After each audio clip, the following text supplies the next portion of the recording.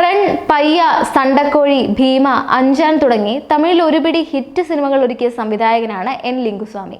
സഹോദരൻ എൻ സുഭാഷ് ചന്ദ്രബോസിനൊപ്പം ചേർന്ന് തിരുപ്പതി ബ്രദേഴ്സ് എന്ന പ്രൊഡക്ഷൻ ഹൗസിന്റെ ബാനറിൽ നിരവധി ഹിറ്റ് സിനിമകൾ നിർമ്മിച്ചിട്ടുമുണ്ട്. ലിംഗുസ്വാമിയുടെ കന്നി ചിത്രം മമ്മൂട്ടിക്കൊപ്പമായിരുന്നു. 2001 റിലീസ് ചെയ്ത ആനന്ദം എന്ന ചിത്രത്തിലൂടെയാണ് ലിംഗുസ്വാമി സംവിധാന ലോകത്തേക്ക് എത്തുന്നത്. മമ്മൂട്ടി, മുരളി, അബ്ബാസ്, ദേവയാനി, രംഭ, സ്നേഹ തുടങ്ങിയ താരങ്ങൾ അണിനിരുന്ന മൾട്ടി സ്റ്റാർ ചിത്രമായിരുന്നു ആനന്ദം. തമിഴ് കുടുംബ പ്രേക്ഷകരിലേക്ക് ഇറങ്ങിച്ചെന്ന ചിത്രം മികച്ച വിജയം നേടുകയും ലിംഗുസ്വാമി എന്ന സംവിധായകന് ഗംഭീര തുടക്കം ലഭിക്കുകയും ചെയ്തു. എന്നാൽ ആ ചിത്രത്തിന്റെ സെറ്റിൽ വെച്ച് മമ്മൂട്ടിയുമായി ഉണ്ടായ ക്ലാഷിനെ കുറിച്ച് സംസാരിക്കുകയാണ് ഇപ്പോൾ സംവിധായകൻ. സിനിമയിൽ വളരെ പ്രധാനപ്പെട്ട ഒരു രംഗം ഷൂട്ട് ചെയ്തുകൊണ്ടിരിക്കുകയാണ്.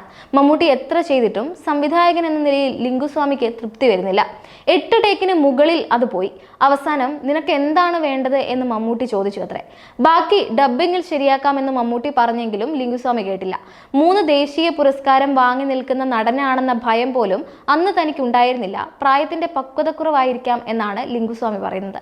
എന്നാൽ പിന്നെ നീ ചെയ്തു കാണിക്ക് എന്നായി മമ്മൂട്ടി. മനസ്സിൽ എന്തായിരുന്നോ ഉണ്ടായിരുന്നത് അത് ലിംഗുസ്വാമി അഭിനയിച്ച് കാണിച്ചു കൊടുത്തു.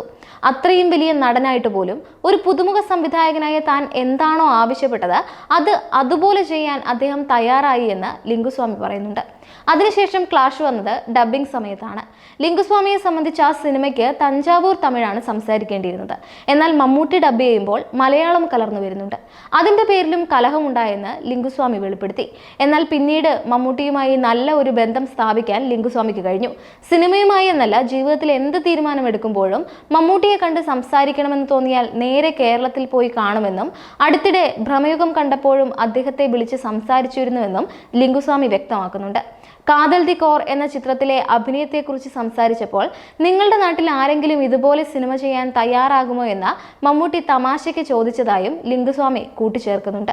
ഇപ്പോൾ ഭ്രമയുഗത്തിന് ശേഷം മമ്മൂട്ടിയുടേതായി എത്താൻ പോകുന്ന ചിത്രത്തിനായാണ് ആരാധകർ കാത്തിരിക്കുന്നത്. കിടിലൻ ആക്ഷൻ സീക്വൻസുകളുമായി വൈശാഖ സംവിധാനം ചെയ്യുന്ന ടർബോയാണ് ആദ്യം എത്താൻ പോകുന്നത്.